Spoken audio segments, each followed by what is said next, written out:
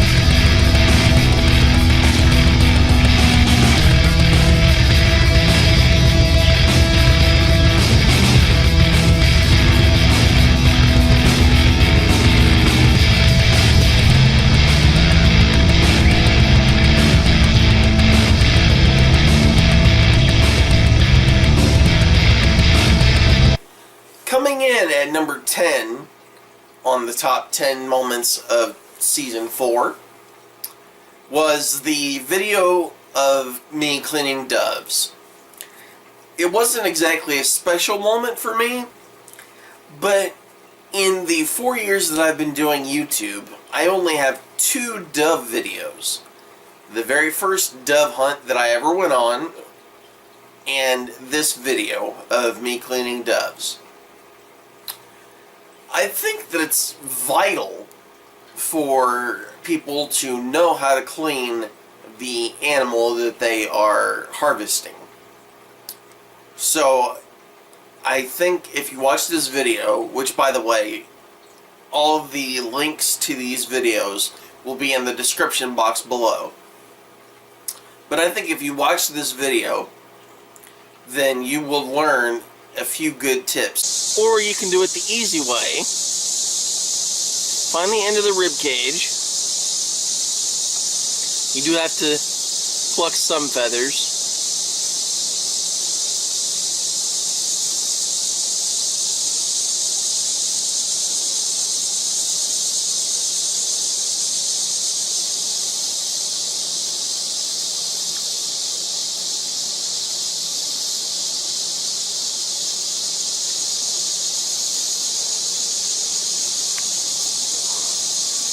Now, some states, you have to leave a fully feathered wing on, so that way, if you're stopped by the conservation police, they can identify what kind of animal it is. In the state of Illinois, luckily, we don't have to do that.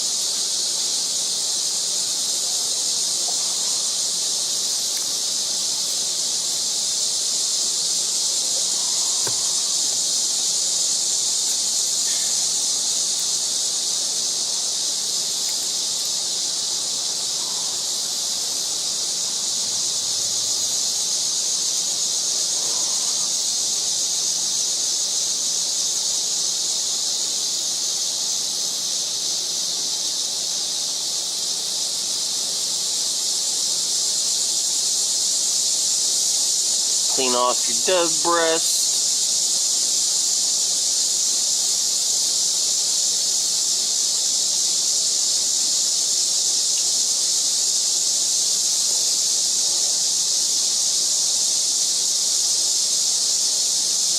You don't want to leave that skin on there. It's,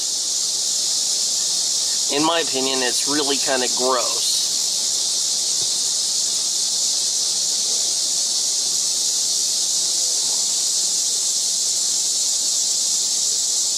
So you want to clean as much of that skin off as you can.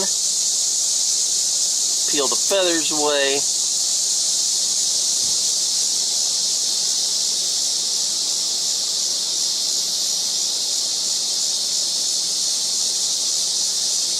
And there you go. You have a whole dove breast. I kind of messed up on this side a little bit and left it kind of still attached.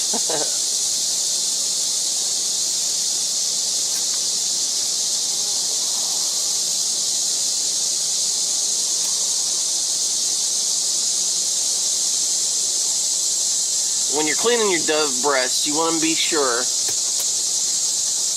and pick out any shot that you have. Like that right there. That's a piece of shot. Coming in at number 9, it was the day that I made venison raviolis. This recipe rather, turned out really good actually. I was very pleased with how it turned out. And it's a great idea for a date night or just a simple home-cooked meal. Coming in at number 8 was the time that I was fishing at Nichols Park here in my hometown of Jacksonville. And I was recognized by my now best friend, Mike. It was actually a very humbling experience to be recognized by someone that, until that moment, I had no clue who they were. But to be recognized because of my YouTube videos, that was a really cool experience for me. Here it is, guys. Check it out as I sit down and talk to you about my experience. So I just had one of the coolest experiences ever for someone that does YouTube videos.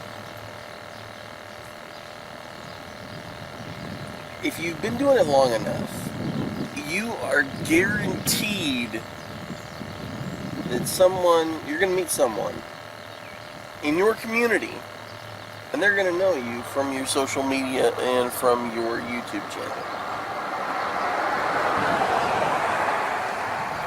And I just had a guy come up to me. He works here in the park. And he asked me who I was, if my name was Nathan. And I'm like, yes sir, it sure is. What's up? And apparently his son has autism. And he follows my YouTube channel. So I just thought that was kind of a cool experience. He obviously, for privacy reasons, didn't want to be on camera. And I totally respect that. That's totally understandable. That is definitely a cool experience. I've only been recognized one other time in my community for my YouTube channel, and that was probably over 2 years ago. And it never gets old. Coming in at number 7 was the day that I announced the Hookies sponsorship and the giveaway. On this week's episode of Adapting the Outdoors, as you can see, we're not fishing. No, this week we're talking about our newest sponsor, Hookies. Stay tuned, guys. You don't want to miss this show. I can't wait to show you this product. Coming in at number 6 was my very first and, to date, only pheasant hunt that I've ever been on at Lick Creek Game Preserve in Pekin, Illinois. In this particular clip that I'm going to show you guys, we had just flushed a pheasant, and the shot that I took multiple shots actually, the pheasant floated in the air and I blew his tail feathers off the first time. Check this out, guys. It's a great episode.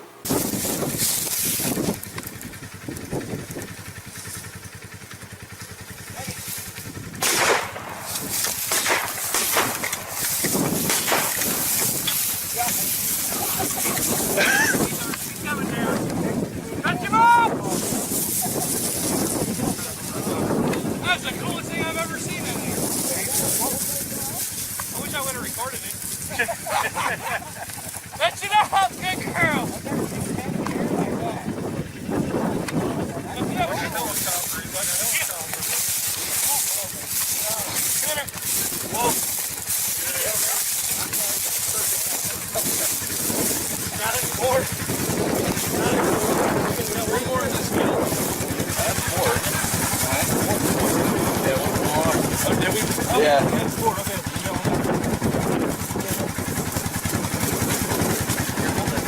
I've never seen one float like that. That was weird. Wasn't it?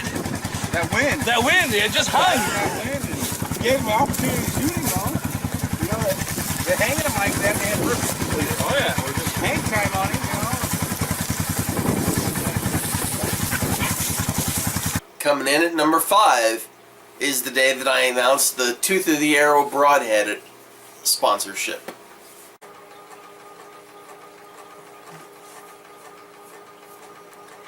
Hey guys, long time no see. Sorry it's been so long. The winter time's just kind of a downtime for me. I don't have any properties anywhere else, you know, and deer season here in Illinois has just ended. It actually just ended yesterday. But I don't have any property anywhere else, so I don't do any other kind of hunting at this point until, you know, come next February or next September, probably. But coming up soon, if we get some ice, I'd like to get in a ice fishing video. If not, then we will pick back up in April or May. So, but the reason I am making this video is because I have an announcement to make. As of this morning, we have our very first sponsor. A company by the name of Tooth of the Arrow, which is a broadhead company, has decided to work with me, and we will work with them for the next calendar year. So, check these guys out at toothofthearrow.com, and I'm actually very impressed with their product, and I don't even own the product yet. I've seen pictures of it. It is a piece of steel. Now, it's going to be, I believe, 1 3/16". Don't quote me on that, but I'm pretty sure about that. 1 3/16". And it is one solid piece milled out of a piece of steel. And it's supposed to be extremely durable. So, coming up, as soon as we can get some nicer weather, I'm going to take it outside and we're going to be testing it. So, we're going to put it through its paces, and I really can't wait to see what we come up with and the product that they send us. So, but yeah, that's all I've got. Just a quick video, and I hope you guys continue to stay tuned, and I look forward to seeing you guys on the next episode of Adapting the Outdoors. Thanks for watching. Number 4 on the top 10 list was carp fishing with my buddy Ben Urich. I had never been carp fishing before that I can remember, and I did not realize that you could take a hook and a can of corn and catch carp. That was one of the coolest things that I've done.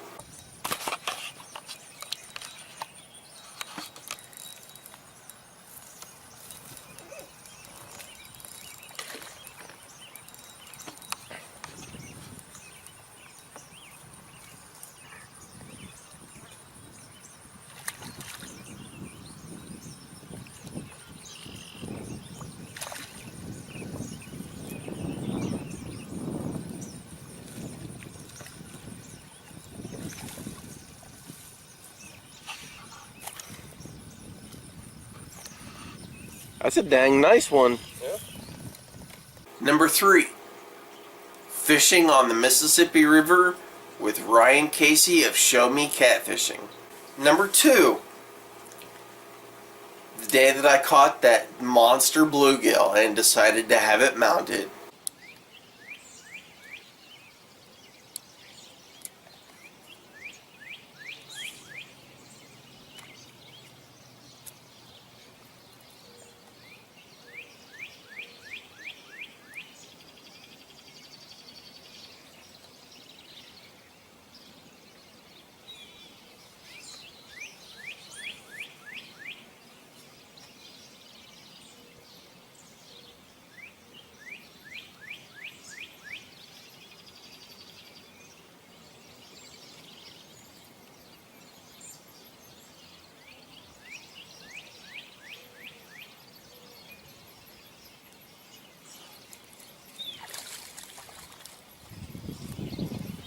Wow.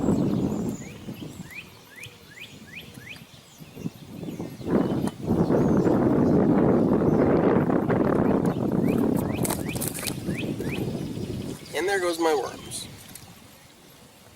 Check out that gill.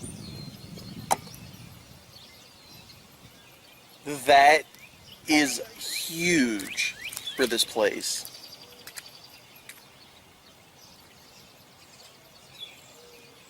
Holy crap. Well guys, that about wraps it up for today's show. I'm going home after catching that last fish, that bluegill.